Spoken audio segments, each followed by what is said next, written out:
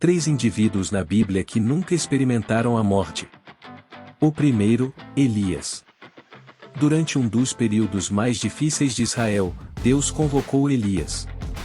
Naquela época, Israel tinha um dos piores reis chamado Acabe. Elias era um dos maiores profetas de Israel e era natural de Tisbé, em Gileade, na Transjordânia. Ele reinou por grande parte de sua vida, mais do que a maioria dos próprios reis, apesar de não haver nenhum livro escrito em sua honra. Sua fama foi mais notável por seu encontro com os profetas de Baal no Monte Carmelo. O rei Acabe incorporou o idealismo em um sistema que deveria ser governado pelo plano de Deus, pois os israelitas eram o povo dele. Israel estava sofrendo devido ao governo inadequado, mas Elias, por outro lado, representava um tipo diferente de poder. Ele não tinha vínculos com grupos políticos ou com a família real. Tinha a capacidade de falar a verdade ao poder terreno sem ser cooptado ou corrompido. Elias era uma pessoa corajosa que falava a verdade, não importando quem estivesse no comando. Ele representava um reino totalmente diferente com um objetivo muito diferente. Parecia que Elias alcançou o auge das aventuras da vida, heroísmo quase inacreditável, e ainda assim, era humilde de coração. No entanto, ele estava se preparando para algo. Estava se preparando para evitar a morte. A partida imortal de Elias o coloca na categoria de partidas imortais raras. Embora não nos tenha sido dito quando e como Deus fez isso, do contexto fica claro que ele informou Elias sobre sua partida iminente. Deus revelou isso aos filhos dos profetas e também a Eliseu, amigo próximo do antigo profeta e sucessor divinamente escolhido, como veremos em 2 Reis 2 de janeiro de 12. Quando o Senhor estava prestes a levar Elias ao céu em um redemoinho, Elias e Eliseu estavam a caminho de Gilgal. Chegamos ao último dia de Elias na terra, quando ele será levado para cima em um redemoinho. Podemos traduzir o hebraico aqui também como em um ímpeto, em um momento ventoso. Elias foi capturado em um movimento expansivo. E naquele momento, ele partiu desta terra para a presença de Deus. Não só Deus disse a Elias que isso aconteceria e como aconteceria, mas também disse onde isso aconteceria. Isso explica por que vemos Elias se movendo rapidamente em direção ao Jordão. Ao ler a história, imagine a cena se desenrolando. 2 Reis 2.26, Bíblia Amplificada. E Elias disse a Eliseu: Por favor, fique aqui, pois o Senhor me enviou a Betel. Mas Eliseu respondeu: Pela vida do Senhor e pela tua alma, não te deixarei. Então, eles foram para Betel. Os filhos dos profetas que estavam em Betel se aproximaram de Eliseu e disseram-lhe: Você sabe que hoje o Senhor levará o seu mestre longe de você? Ele disse: Sim, eu sei. Não fale sobre isso. Elias disse a ele: Eliseu, por favor, fique aqui, pois o Senhor me enviou a Jericó. Mas ele disse: Pela vida do Senhor e pela tua alma, não te deixarei. Assim, foram juntos os dois. Os filhos dos profetas se aproximaram de Eliseu, tanto em Betel quanto em Jericó, e disseram-lhe: Você sabe que hoje o Senhor levará o seu mestre longe de você? Ele respondeu em ambos os casos da mesma maneira: Sim, eu sei. Agora, por favor, calem-se. Gilgal era o ponto de partida. Conforme Josué 4, Gilgal era o lugar para onde as crianças do acampamento israelita foram após cruzarem o Jordão para Canaã. Se você se lembra de sua história bíblica, era o ponto em que ainda estavam seguros antes de iniciar sua invasão em território inimigo. Gilgal era o ponto de partida para a última jornada de Elias. A próxima parada de Elias foi Betel, o lugar da oração. Betel significa casa de Deus. Finalmente, Elias foi para o Jordão, que era o lugar da morte. Não apenas a morte física, mas também a morte para a própria vida. Quando Elias chegou ao Jordão, seu último destino terreno, Eliseu disse a ele: Pela vida do Senhor, não te deixarei. Elias tentou se distanciar de Eliseu desde Gilgal.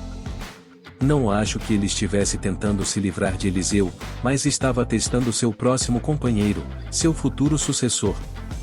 Quando dois homens chegaram às margens do Jordão, a cena subitamente mudou. Agora, um evento miraculoso aconteceu. 2 Reis 2 de julho de 10, Bíblia Amplificada. Diante deles, 50 homens dos filhos dos profetas se puseram a observá-los à distância, enquanto os dois estavam à beira do Jordão. Elias pegou sua capa, enrolou-a e golpeou as águas, que se separaram, permitindo que ambos atravessassem a pé enxuto. E, ao atravessarem, Elias disse a Eliseu: "Pergunte o que posso fazer por você antes de ser tirado de você." E Eliseu disse: "Por favor, que haja em mim uma porção dobrada do teu espírito." Ele disse: "Você pediu algo difícil. No entanto, se você me vir sendo tirado de você, isso será concedido a você. Mas se não, não será assim." Isso é semelhante ao milagre que aconteceu séculos atrás, quando Deus dividiu milagrosamente o Mar Vermelho e permitiu que Moisés e os filhos de Israel passassem a pé enxuto pela terra seca. Neste caso, as águas do Jordão se separaram, permitindo que Elias e Eliseu atravessassem o rio a pé. Em seguida, Elias se vira para seu amigo e pergunta: "O que posso fazer por você antes de eu partir, antes que o Senhor me leve desta terra?" 2 Reis 2.11, Bíblia Amplificada. Enquanto continuavam a caminhar e a conversar, eis que um carro de fogo com cavalos de fogo apareceu de repente, e os dois foram separados, e Elias subiu ao céu num redemoinho. Isso é fantástico. Eles estavam apenas caminhando juntos, conversando. Elias não estava pregando ou profetizando naquele momento. Eram apenas dois amigos íntimos que caminhavam e conversavam. Deve ter sido um momento incrível. Apareceu um carro de fogo e cavalos de fogo, e Elias subiu ao céu num redemoinho, diz a Bíblia. Do nada, em um instante, ele foi levado ao céu em um redemoinho. 2 Reis 2 de dezembro de 15, Bíblia Amplificada. Eliseu viu isso e gritou: meu pai, o carro de Israel e seus cavaleiros", mas não viu Elias mais. Então, ele pegou suas próprias roupas e as rasgou em luto. Levantou a capa de Elias, que havia caído, voltou e ficou à beira do Jordão. Pegou a capa de Elias, que havia caído, bateu nas águas e disse: "Onde está o Senhor, o Deus de Elias?" E quando ele também bateu nas águas, elas se dividiram, e Eliseu passou. Quando os filhos dos profetas, que o observavam de Jericó, viram, disseram: "O espírito de Elias repousa sobre Eliseu." E foram encontrá-lo e prostraram-se diante dele em respeito até o chão. O pacto de imortalidade de Elias entrou em vigor de repente.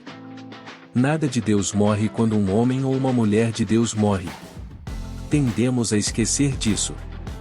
Eliseu é um exemplo disso, e Deus sempre tem um plano. Pense sobre isso. Em cada era, ele teve homens e mulheres para continuar sua obra ao longo das eras. Deus nunca ficou frustrado, pensando no que seu povo fará agora que ele se foi. Agora que ele não está mais com eles. Nosso Criador, Deus, é onipotente e nunca fica sem recursos. Eliseu ficou surpreso e por um breve momento atordoado, mas não por muito tempo. Ele se abaixou, pegou a capa do profeta e se lembrou das palavras de Elias. Ele atravessou o Jordão, reivindicou o poder que agora era seu, e a partir desse momento começou seu próprio ministério profético. O plano de Deus nunca falhou. Elias sai de cena, Eliseu entra em cena. Número 2, Enoque. O primeiro registro de Enoque está em Gênesis 5.21. Quando Enoque tinha 65 anos, tornou-se pai de Matusalém. E, de acordo com nossa compreensão da Bíblia, seu filho, Matusalém, foi o homem mais velho registrado nas Escrituras. Quando estudamos a genealogia na Bíblia, descobrimos que Enoque foi o grande avô de Noé. Judas 14, Bíblia Amplificada. Foi também sobre esses que profetizou Enoque, o sétimo depois de Adão, dizendo: "Eis que o Senhor veio com miríades de seus santos." Judas diz que Enoque advertiu antecipadamente sobre o iminente julgamento do Senhor contra eles. Enoque foi um homem que andou com Deus no meio da decadência moral nos dias de Noé e falou do julgamento que se aproximava. Em um tempo em que a maioria de seus contemporâneos só tinham um registro de nascimento e filhos que geraram, Enoque foi como um sopro de ar fresco. Enoque foi apresentado como diferente, mas seu testemunho é fascinante. Sua descrição é curta, mas impactante e significativa. Significa algo sobre seu relacionamento inocente com Deus, que assim foi traduzido. Sua vida forneceu um modelo para muitas pessoas de diferentes gerações. Porque ele nos ensina a viver para um público individual. Ele nos ensina a buscar apaixonadamente a comunhão íntima e a sociedade com Deus, cientes de que, ao fazermos isso, experimentaremos Deus em uma nova dimensão. Gênesis 5.18, 24, Bíblia Amplificada. Quando Jared tinha 162 anos, ele se tornou pai de Enoque. Jared viveu 800 anos após o nascimento de Enoque, tendo outros filhos e filhas. Jared viveu, portanto, 962 anos e faleceu. Quando Enoque tinha 65 anos, ele se tornou pai de Metusalém. Enoque andou em comunhão com Deus por 300 anos após o nascimento de Metusalém, tendo outros filhos e filhas. O total dos dias de Enoque foi de 365 anos. Em reverência e obediência sincera, Enoque caminhou com Deus. E ele não foi encontrado entre os homens, porque Deus o levou para estar com ele. O caso de Enoque foi o primeiro arrebatamento documentado, quando Deus o levou simplesmente. Talvez a comunhão deles fosse tão intensa que a presença de Deus apenas o cercou e o levou embora. A Epístola aos Hebreus fala sobre um homem que o mundo não era digno. Hebreus 11.5-6, Bíblia Amplificada. Pela fé, que agradou a Deus, Enoque foi arrebatado e levado ao céu, para que não visse a morte. E não foi encontrado, porque Deus o arrebatou.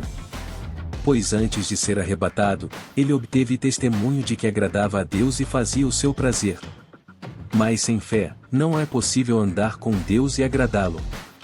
Aquele que se aproxima de Deus deve acreditar que Ele existe e recompensa aqueles que o buscam com seriedade e diligência. É um grande conforto saber que Deus sempre se preparará abundantemente para nós e nos observará amorosamente até florescermos de maneiras miraculosas. 2 Crônicas 16.9, Bíblia Amplificada. Porque os olhos do Senhor movem-se por toda a terra, para mostrar-se forte para com aqueles cujo coração é totalmente dele. Nisso, você agiu insensatamente, portanto, a partir de agora, terás guerras. Enquanto o Pai derrama sua bondade sobre nós para nos ver crescer, o que Ele realmente deseja de nós é uma resposta sincera e despretensiosa ao amor que nos dá. Ele vem e já está aqui quando os verdadeiros adoradores adorarem o Pai e o Espírito com o coração e a verdade. Na realidade, o Pai está procurando por aqueles que o adorarão em espírito e verdade. João 4.23, 24. Deus está sempre em busca de sementes fiéis e leais que viverão suas vidas totalmente para Ele. Eles são os vasos pelos quais Ele realmente pode manifestar e revelar sua glória. Enoque, de acordo com a Escritura, não compartilhou o destino de Adão e o restante de sua descendência. Ele não morreu. Enoque é usado como um exemplo de arrebatamento no Novo Testamento. Um dos objetivos do arrebatamento de Enoque é enfatizar a verdade da Escritura, que diz que há uma redenção final para todos nós que depositamos nossa fé no Senhor. Embora a grande maioria dos crentes morra fisicamente, o exemplo de Enoque dá esperança aos crentes de que, no final, eles triunfarão sobre a morte. Número 3. Os cristãos no final dos tempos. Agora entramos na profecia registrada. Isso é o que ainda vai acontecer, como está escrito. Embora muitos de nós, se não todos, porque não conhecemos o momento exato em que Jesus retornará, experimentaremos a aflição da morte, os cristãos no final dos tempos experimentarão o arrebatamento. É importante observar também que em 1 Tessalonicenses 4.13 e 18, tanto os cristãos que já morreram quanto os que ainda estão vivos participarão desse evento. 1 Tessalonicenses 4.13-18, Bíblia Amplificada. Não queremos que você seja ignorante, irmãos, acerca daqueles que dormem, para que não tristezeis como os outros que não têm esperança. Pois, se cremos que Jesus morreu e ressuscitou, assim também Deus, mediante Jesus, trará com ele os que dormem. Porquanto isto vos declaramos pela palavra do Senhor. Que nós, os vivos, os que ficarmos até a vinda do Senhor, de modo algum precederemos os que dormem. Porque o Senhor mesmo, dada a sua palavra de ordem, ouvida a voz do arcanjo, e ressoada a trombeta de Deus, descerá dos céus, e os mortos em Cristo ressuscitarão primeiro. Depois, nós, os vivos, os que ficarmos, seremos arrebatados juntamente com eles, entre nuvens, para o encontro do Senhor nos ares. E assim estaremos para sempre com o Senhor. Consolai-vos, pois, uns aos outros com estas palavras acerca da reunião conosco dos crentes que já faleceram. Então, em ambos os casos, experimentaremos o arrebatamento. Durante esse tempo, os cristãos serão capturados no ar, assim como Enoque. Portanto, uma das razões para o arrebatamento de Enoque é que ele prenuncia toda uma geração de crentes que não provarão a morte.